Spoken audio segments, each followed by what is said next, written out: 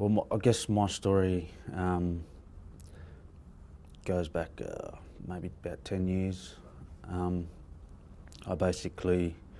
used to work in disabilities and aged care, and that was my main occupation and where most of my experience lies. Unfortunately, about 10 years ago, I made a mistake and basically developed a criminal record, which prevented me from working in that industry any longer. Ultimately, basically left my family separated and estranged from each other. So, and pretty much that happened 3 years ago, and that's where my homelessness began, really.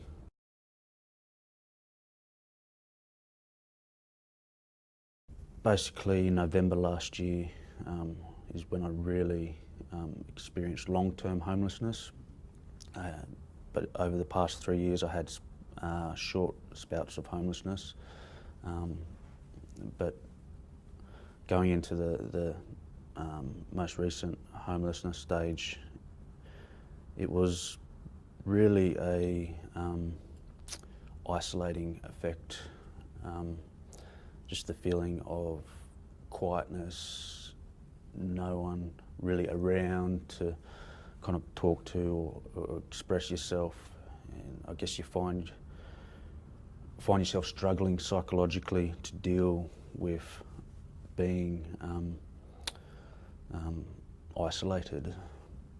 For me, it triggered severe depression and anxiety, whereas 3 years ago I'd never had any, I was fine, I didn't really have anxiety. So that basically, it's a deteriorating effect where you just try to come to terms with what's happening to you in your life.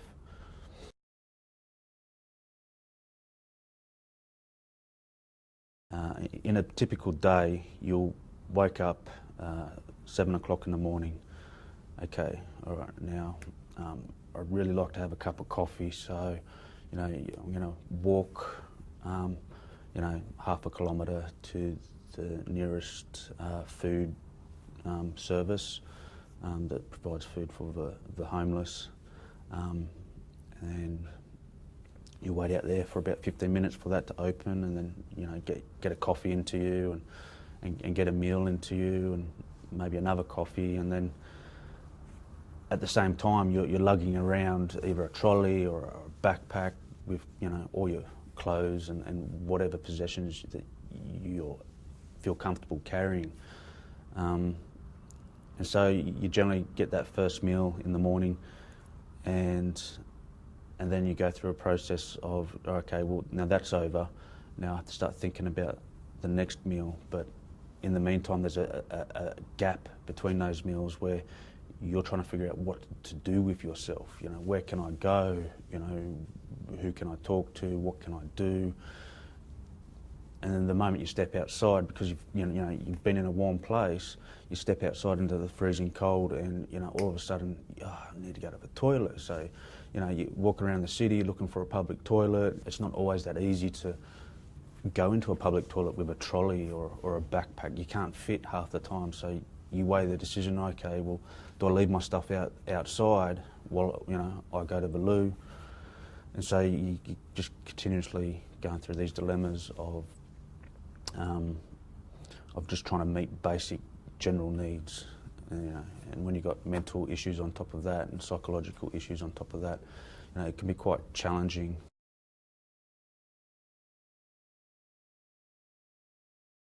You very much just, it's like a train track or a rut where you keep walking it, and the more you walk along that rut, it just gets deeper and deeper and deeper and deeper, because you're just doing the same thing over and over and over again. And so without really knowing it, because you're focused on what's in front of you and that's meeting your basic needs. Without knowing it, you know, you've got yourself into this big ditch, you know, where you're not thinking about, you know, what options do I have to get out? What avenues do I have to get out?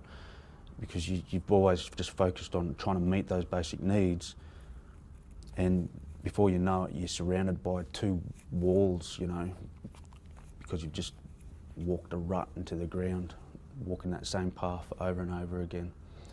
And so you find yourself stuck, and really the only way out is for someone to, you know, reach a hand down and kind of help you out and pull you out of that rut, you know. And I guess the more you're in that rut, the deeper it's going to get. And I think there are some people that are so deep in a rut that it's quite dark down there, really.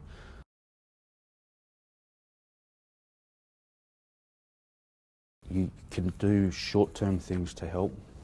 You can volunteer or contribute to services that do provide the essential needs and support for homeless people. A human being, despite, you know, whatever problems that they may face, you know, are still human beings, you know, and they should be treated like human beings and viewed as human beings. Just because they are different to you, you know, doesn't mean that their rights are any less applicable. And so I feel like building awareness to implement some sort of change, you know, it's about change. You can see what you can see at the moment, and most people will generally look at that and they say, well, I would like to change that, you know, and think about how can these things change and how can you help change this situation. I mean, it's okay providing, you know, food and basic necessities, but in the bigger picture, you know, how could that situation be changed? But on a short term, you know, it's really just about stabilisation.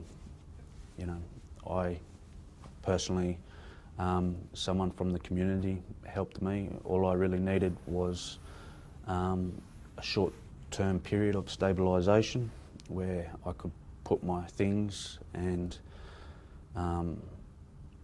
then organise myself. Because to really get anything done, you know, worthwhile, you need to have a certain level of organisation, and it's quite, well, near impossible to organise a life and a way out of a rut that you've got yourself into from a backpack or a shopping trolley, you know. Thankfully to a volunteer from the community who helped stabilise me for a bit, I've managed to enrol into a TAFE course or CIT course, and I've always been interested in the community services sector and the community in general, and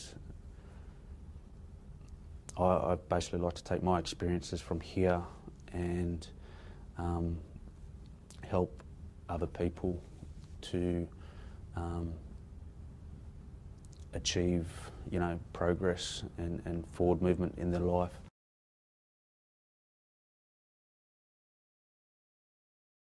I came from not so good beginnings, so to speak, in my life, and I spent a lot of time on the streets and in refuges and things like that, sort of struggling to survive, along with quite a few other friends at the time that were also going through the same situation that I was. Struggling to find food, clothing, just basic necessities. One was more the aspect of housing. Living on the streets is a really frightening and daunting thing when you're, even as a younger teenager. It's extremely hard to try and fathom and cope with the unknown, I guess, because of the outside situations that were happening. You would start off just by walking around, still half asleep, I guess you would say, but very tired because you would constantly hear things while you were sleeping. You weren't having a proper sleep, you were having a light sleep.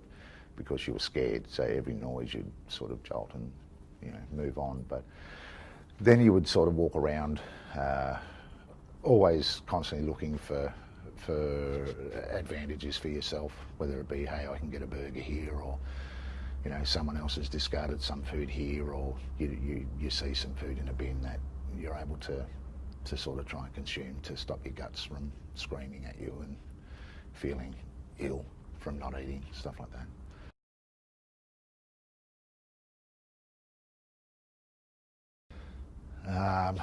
There's a number of different ways. If you were lucky enough, you managed to get, someone had given you something to eat, because obviously it's them seeing you and recognising the situation you were in. Other times you weren't able to have anything, so it's just a matter of finding somewhere to sleep, curling up in there and waiting for the next day.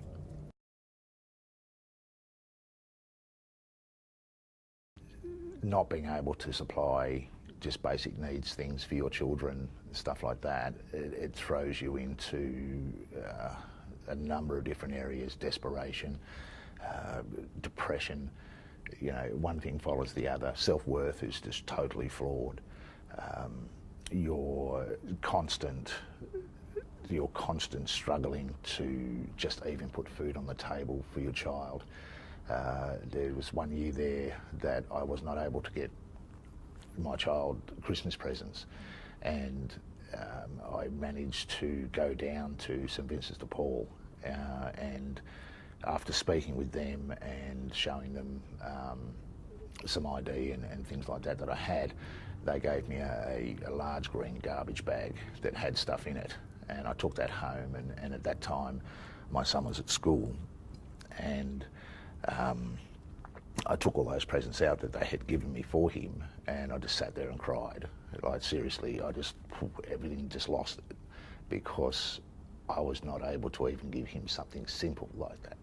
So any helping hand that people can give, you'd be surprised of how much impact that can have in respect of the person that's struggling to get through.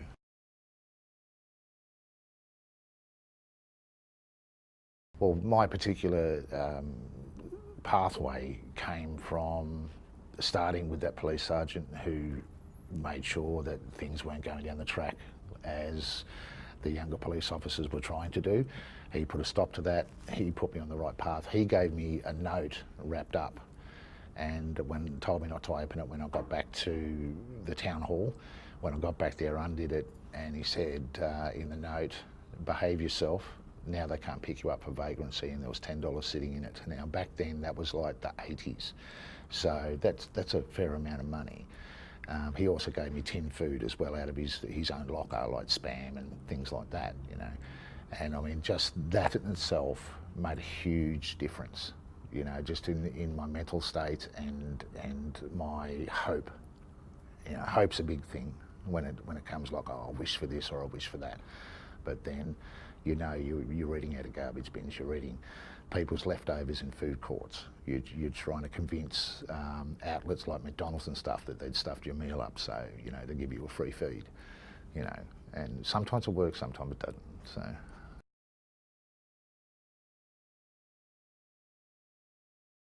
it was a set of things.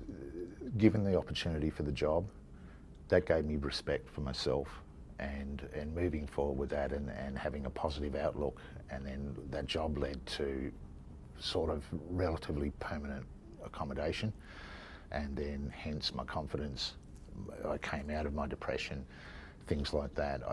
At that time I didn't have any assistance like nowadays. You can go to counsellors and things like that. I mean, they may have been available then, but I was not aware of that. The youth workers did try as best they could to try and help you stay on the right track, and to an aspect it worked. What they did worked, but it's a lot of hands in the pot that makes the difference to someone from living on the streets and eating out of bins to having respect for themselves, to having a job, having accommodation, and being, a proper part of society as we see it. And then in turn that person turns around and can make a difference to somebody else's life, because you recognise you've been there, you've done that, you can make a difference here. So, but you don't need to come from that to be able to make a difference there. You can be any situation, you can come from any background and know and think. All they've got to do is think and they make a difference.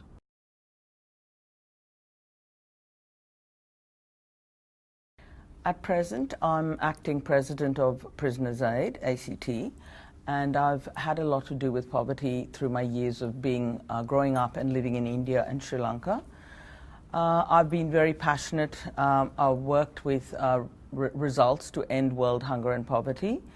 That was supposed to have been achieved, responsibility for ending starvation using lobbying, trim tabbing and support. I was supposed to have finished by the year 2000. I mean, now to 2018 and we still have poverty in our society, which is very sad.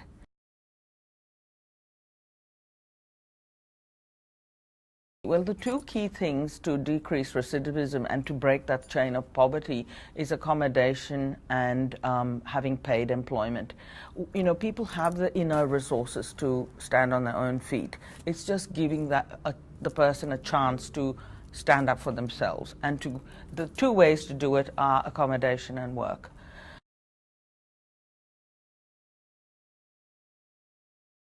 They are educated, trained, supported, have a roof over their heads, know where their next meal's coming from, and they can work for themselves and save money and have dreams of going overseas or visiting other parts of Australia or traveling, just exploring their own, abilities. They have that ability inside them. Every one of us does. It's just giving them a way to find it, a hand up.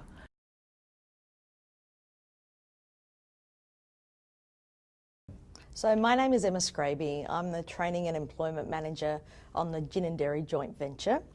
Gin and Dairy Joint Venture is a residential project happening out in West Belconnen. It's a 1,600 hectare site and it's cross-border, so there's 1,000 hectares in the ACT and 600 hectares in New South Wales. And our aim is to build about 11,500 homes out there over the next 35 to 40 years. So it means there'll be an extra 30,000 people living out in West Belconnen. My role on that project is quite non-traditional. My role is to make sure when we build all of this new infrastructure that we provide a range of economic opportunities and social inclusion opportunities to people in the West Belconnen community, but also the broader capital region. For us, this project is more than bricks and mortar. Houses don't make communities, people do. So it's really important that we provide opportunities to people in our community where we can.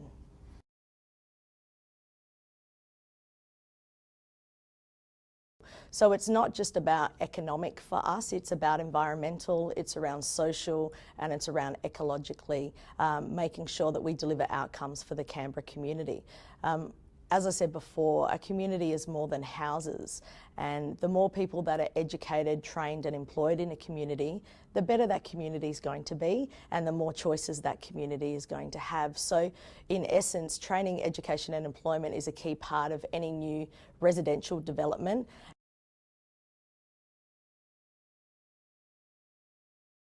From my experience, people are unemployed not because they're lazy, they're unemployed because they have barriers in their lives. So for us, it's really important to partner with a range of stakeholders because we can't do this alone. Collaboration is key. And we partner with a range of training providers and the NGO sector to make sure we can provide affordable training programs for local people. So the most our training programs cost for somebody is about $200, whereas generally if someone wanted to do a Certificate 3 in early childhood education and care at CIT, it might cost them a couple of $1,000s. Lack of finances is a real barrier to participating in vocational education. So our Spark programs really provide an opportunity for people to try an industry. They're delivered a little bit differently. Our programs target those in our community who are not going to CIT and who are not going to university because they may have had a bad educational experience. So we structure our programs very differently to kind of light that spark in people again, to get them excited about learning and education. Because knowledge is power. So if you can get people connected into education again, it really does help to change their trajectory and also their family's trajectory, which is really important. So our programs are in hospitality, business administration, construction, horticulture, land management, and a range of other sectors. So it's really important for us to be able to provide those every year to our community. We work with young naughty kids at school who are not wanting to go to school. We work with mums who are quite socially isolated in the community and looking at returning to work. We work with culturally and linguistically diverse groups. We work with Aboriginal and Torres Strait Islander groups. We work with long-term unemployed. We work with people coming out of corrections. So our cohorts are really quite varied. But for us, as I said before, the pathway out of poverty is knowledge and the ability to have more choice. And education and training is an amazing way to do that. What we find with our Spark programs is people don't know what they don't know. And I'm a big believer that you are who you surround yourself with. And networking and relationships is a key to having more choices and having pathways out of poverty. So with our Spark programs, it's not just about the qualification, it also becomes about the networks and the relationships you build and taking those blinkers off and seeing what else is out there in the big wide world for you. So we have so many stories I could share with you, but there's a couple that really stick out. There was a mum from Charnwood who has 5 children, and she was a single mum, really doing it quite tough. I met her in 2017 on our Certificate 3 hospitality program, and she was very challenged by starting to study again after a really long time of not doing anything, and her journey was just amazing. The growth, the confidence, confidence is a really big thing, and we often doubt people's ability to be confident in themselves. But once people are confident, it's amazing what they can do. And if you show a little bit of faith and belief in someone, it's amazing where that can take them. She finished our Certificate 3 hospitality program at the end of 2017, and now she's a full-time apprentice chef. The other example I can give you is we obviously do a lot of work in construction. And at the end of 2016, I met a young gentleman from Africa. I won't say his name. Beautiful, tall, handsome man who could not read and write very well. And he wanted to be a carpentry apprentice. So he did our Certificate 2 in construction program, and we had to provide him a lot of support for numeracy and literacy. That's one of our very big challenges. A lot of people are very nervous about studying because they don't want to admit they can't read and write very well. We provided a lot of support for him, and at Christmas last year he drove out to Ginninderry and showed me his brand new truck he had purchased and all of his new tools, and he's now in his 2.5 years through his carpentry apprenticeship. And for him, that is the first time someone in his family in Australia has been able to secure a job. So, those are little things, but as a developer, developers don't usually care about that stuff. But for us, that's the real fabric of building a community. So we are not the be-all and end-all of training and employment in the whole wide world in Canberra, but we have an obligation to provide these opportunities where we can.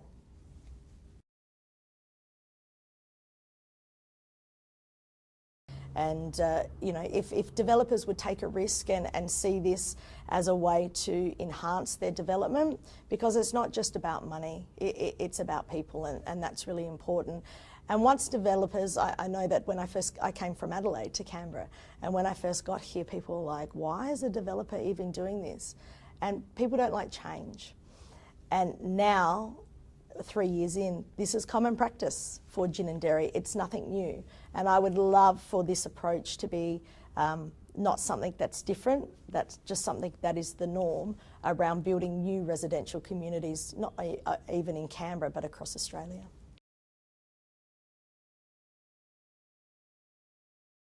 The first instance was, as I said, probably 6-7 years back, and was caused more by a confluence of many different events involving a workers' compensation issue where I had a workplace accident and tried cutting off a leg, so I couldn't do the formal work that I was doing. I was, however, I was actually studying so that I could try and improve my chances of getting back to work.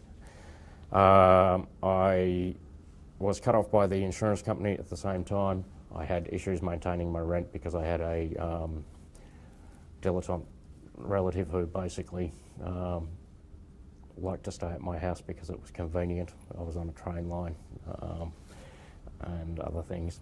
So I actually had to leave the unit where I'd been living for about the previous 11 and a half years. I got taken off my carer's payment. I had the insurance company stop my medical payments all about the same time. As well as that, my then partner left me at the same time. The carer's payment that I had was because I was actually looking after my grandmother. I'd had to leave work to look after her because she'd had a lung cancer she'd beaten, had metastasised and got into her head. Basically, moving into the back of a factory with an old friend. An old friend basically decided to give me somewhere to stay, which, technically speaking, you know, you weren't supposed to be living there. You had to be careful with the council. Bloke was coming around in the middle of the night and you had too many lights and TVs running. Because we were staying in a factory in an industrial area in converted offices. That was very disconcerting. It was the first time I'd ever really been homeless.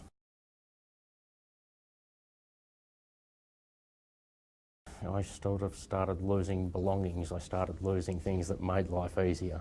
I even lost my identification about 2 or 3 times. I started running into some very strange people. I think I bought about 7 phones this year. Right. Keep buying phones, they keep going walkabout. It's difficult to get mail. It's hard to get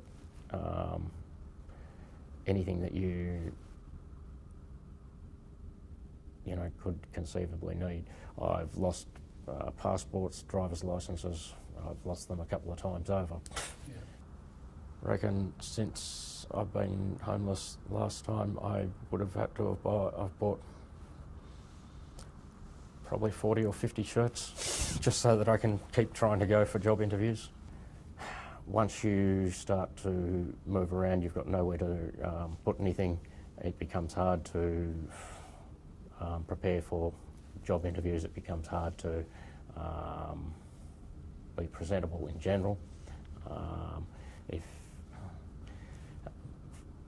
As a current example, I'm actually trying to care for someone who has a mental illness. I've actually come up from Melbourne up to Canberra only just recently.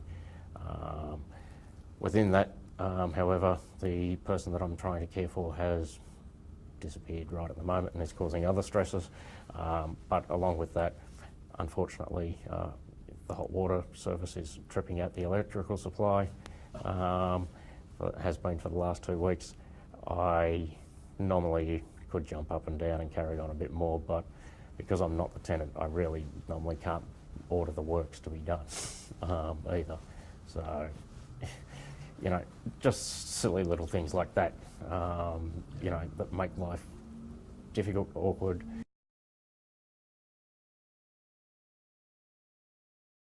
It's surprising the small amount of help that I needed. All I needed was a stable address for a short period of time and the ability to, my car was in an inserviceable state. Problem was I needed the car to get the job. My friend was rather disgusted by that, turned around and said, "Yeah, I'll put it on my credit card tomorrow. Don't care, just do it." And then within 2 weeks or so, I'd arranged for me to be able to have an opportunity to get the work that I had at the TAFE College there for a few years.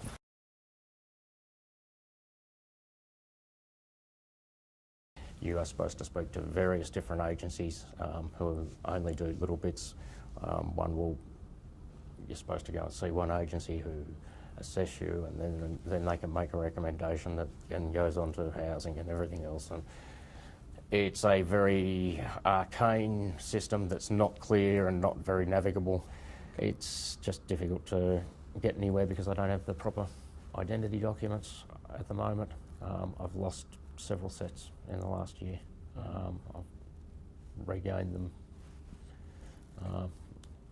And when you don't have them, well, they all want other identity documents now even to get your birth certificate. In the past, you used to be able to just walk in and basically say, I'm applying for my own birth certificate.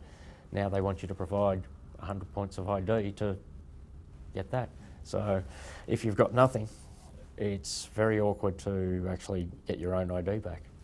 The institutional responses are still as difficult as ever. And there's just a woeful underinvestment in the whole sector area. They're only putting in, as far as I understand, about 10% of the demand for community housing is actually funded for. So there's not very much hope for those who are waiting on a list of it getting any shorter anytime soon.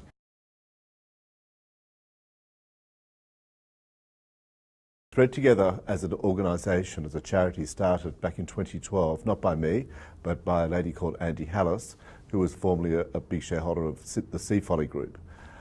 In her capacity there, what happened one day, they had some towels, it's an interesting story, blue and white striped towels that they would normally sell in a Sea Folly shop. She was at home with the kids in the pool, the kids got out, and she noticed that the blue ever so slightly bleached into the white.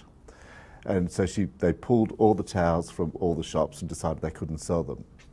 Normally, what they would do as an organisation would be throw them out into landfill and then just call for an insurance claim. She decided that instead she would contact the asylum seeker group. And she went and asked, would they like the towels? They said, absolutely. She went out there, and when she was there, she noticed that there were families literally rummaging through boxes in a very undignified manner, looking for clothes for themselves and for the children.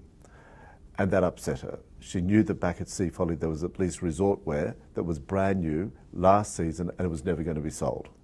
So she went back and organised that, and then spoke to her friends in the rag trade, in the clothing trade, and said, have you got end-of-line stock? And found that there was warehouses full of old stock, unsold stock, and never to be sold stock, right? So in the past, a lot of those organisations have literally gone, well, what do we do with it? Ultimately, it has to be removed from a warehouse, paid to be transported, and paid to be dumped. So she created a charity called Thread Together, so that the organisations, instead of dumping the clothes, could donate the clothes to Thread Together. Instead of the cost of getting rid of them, they now get a tax deduction, they get a tax benefit for making the donation, and they don't have to pay for the disposal. So it was a win for the fashion house, a win for the environment, and most importantly, a win for people doing it tough. Because the most important thing that has come out of the creation of Thread Together is the understanding that dignity is about choice. It's about giving somebody the best at their darkest hour, not the worst. Just because somebody is either poor or new to the country or long-term unemployed or whatever, doesn't mean that they should be given my old clothes wrapped in your underwear and said, there you go, that's good enough for you, you're poor. So the idea is, no, it's just a time, you're not in need forever. So during that time that you're in need, it's when you should be afforded the best.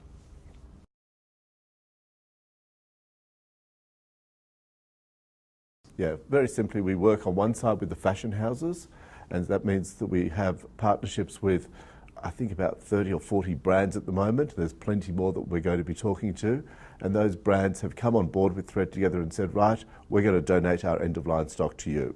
That's now our answer to excess. So they no longer have waste, because they now donate it. On the other side of it, we work with about 150 charities around the country, because the charities are the ones who are connected with the people in real need. And so what we do is we sort the clothes at our sort centre to make sure it's sorted for age, for gender, for purpose. Purpose and season, obviously, but purpose is if you're long-term unemployed and you're looking for a job, you might need a suit. If you've just gone into crisis, whether it be somebody coming out of domestic violence or homelessness or whatever, you want comfortable clothes. So you sort the clothes for purpose, and then we work with the relevant charities to get people who are properly identified as being in need to get those clothes.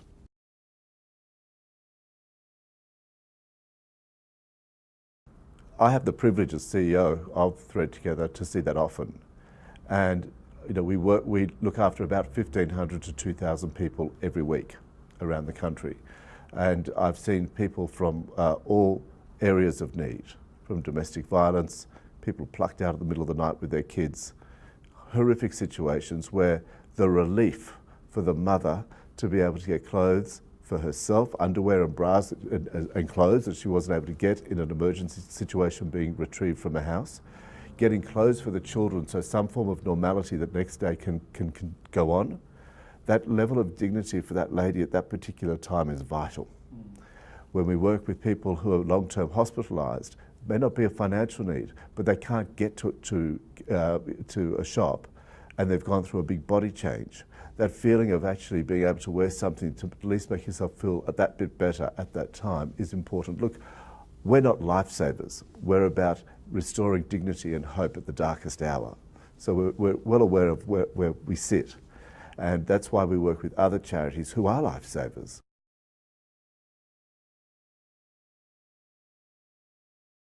Look, that's a very good question. The bottom line is that people go through a journey of need. So you go from, if you like, normal living, and it could be 2 paychecks away from not being able to pay the mortgage or not being able to pay the rent, and you suddenly find yourself homeless. And then it might be that you've turned to crime and all sorts of other things to survive. All sorts of things could happen until eventually you've gone through other services and you come back through and back to looking again at economic independence, employment, and back to life again. That's a journey. And it's during that journey that we look after the clothing situation. So clothing for crisis, clothing for reintegration.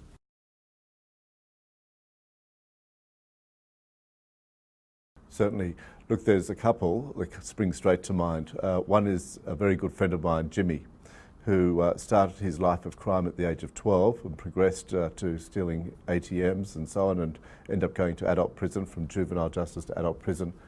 And when I met him, it was towards the end of the prison time, and I mentored him. I became friends with him. I'm still friends with him, and this is quite a few years ago.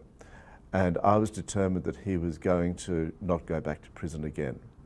So, as I said, clothes are not a lifesaver, but they can actually give you some level of dignity. He had a key thing. He wanted his kids to be proud of him, and he wanted to gain employment. He's now achieved his dream of being a truck driver, and he's stable environment at home. His kids love him. It's a fantastic story. Now, we participated only in the giving of clothes, but he says that those clothes actually gave him the confidence to walk with his shoulders back and his head up into an employer and get going. And I think that's wonderful. Look, the area of need goes across so many areas, and I also recall one day, we received a phone call from a domestic violence place in Sydney that 3 ladies had been pulled out of their homes in the middle of the night with their children. And so our operations manager in Sydney went and we opened up our clothing hub that we have there, specifically for these ladies. So the whole shop, and it's a big one, was left just for them and their carers. And it was very confronting. The women had bashed eyes, teeth missing. They couldn't look at us in the eyes. It was horrific. The kids were hanging on to their mum. It was a very confronting situation. We left them there for some time. We sent some food and so on. We got big couches. They had change rooms. And towards the end of it, there was some smiles between the ladies. The kids were then playing with the toys. Now, it's not a miracle place, but if you think about it, it's a touch of kindness at the darkest time. And it's that touch of kindness that is truly a pathway back to recovery.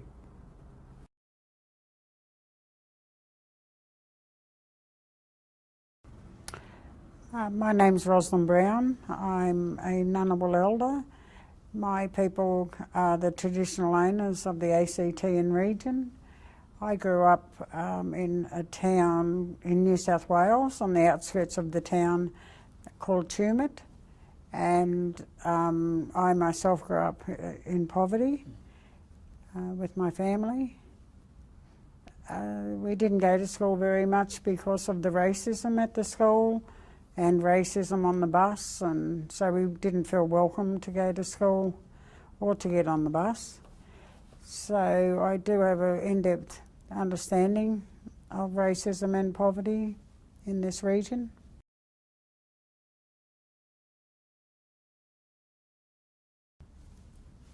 Well, it just makes people feel like they're the lowest form of life on the planet, and that's how we felt. We were told we were the lowest form of life on the planet, and that does nothing for the human spirit. So life's like a stage, and we're actors, and once people are told what they are constantly in a negative way, they end up playing it out.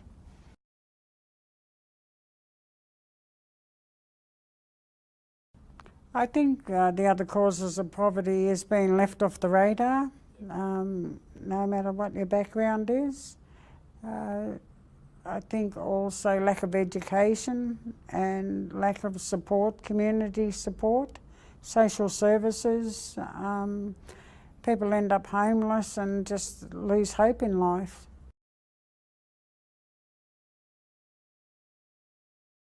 Yes, there were people that didn't want Aboriginal children going to the mainstream schools. There were parents that did use to write letters of complaint.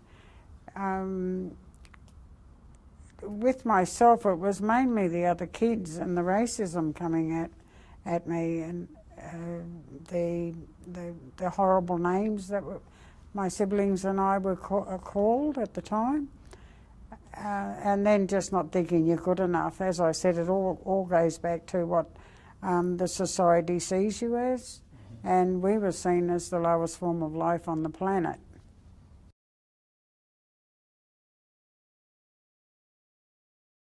I overcame it later on in life, not in my earlier years. I just think that, well, I do believe that we do have a strong resilience. There are certain people that have that strength inside of us, because even though we were told that a negative view of us out in the mainstream, when we were home, the family unit had a different view, and that we were good people, and that encouraged to do better, and told that there was new opportunities for us by our old people. So I think the resilience in me was to be able to get work, and I was always drawn to education. I really liked education, and I liked to support people and encourage them to get an education, and then they can go on and do better in their lives.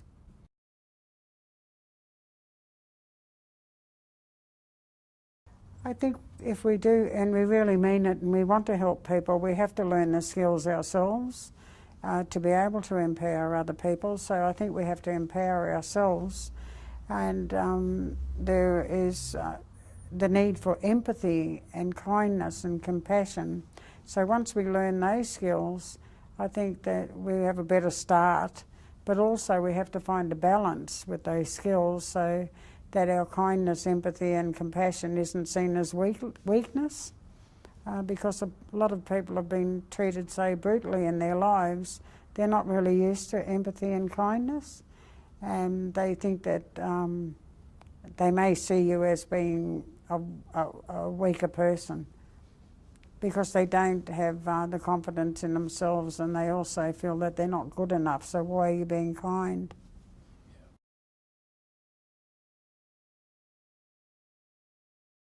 Well, ruthless is so spread so widely. I think we do really need to stop people thinking that being kind is weak and too far to the left and crazy. I think there needs to be a balance of who you are, how you present yourself, and how you want the person that you're working with to know who they are and how they present themselves.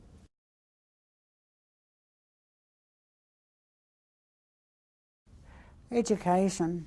Encourage them to get education. Build their resilience. Support them and give them confidence so that you do tap into that resilience inside of other people. I think they need to be nurtured, but not nurtured whereas you're a crutch. They see you as a crutch to lean on, or you make yourself a crutch. I think that it's like helping a toddler to walk. You've got to let them go and do it themselves eventually. So I think that's the way to go to help people get out of poverty, and to see a different view of life, look at life through a different window.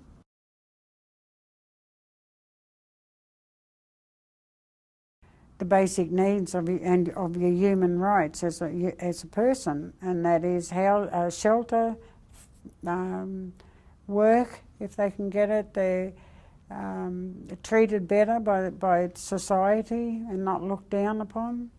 I think it is a whole of society thing that we have to do to help people, not just a few people helping.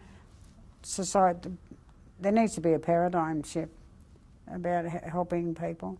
I went to Sydney about a week ago, and I seen a person laying. I was on a bus, and I seen a person laying in the middle of the footpath asleep on his swag, and I just felt so sad, thinking that that person was a child once, and what happened to him to get him there. So I think you have to think in those terms too if you're going to help people, and work with them for the next steps in their life journey of where they want to go.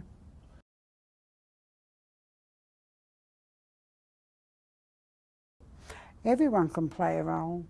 Society needs to change and soften, and stop thinking that it's weak to be kind and to have empathy. Like I said before, it's got to be included. They're human traits, and we're suppressing them for some reason because we fear that we're going to be seen as weak.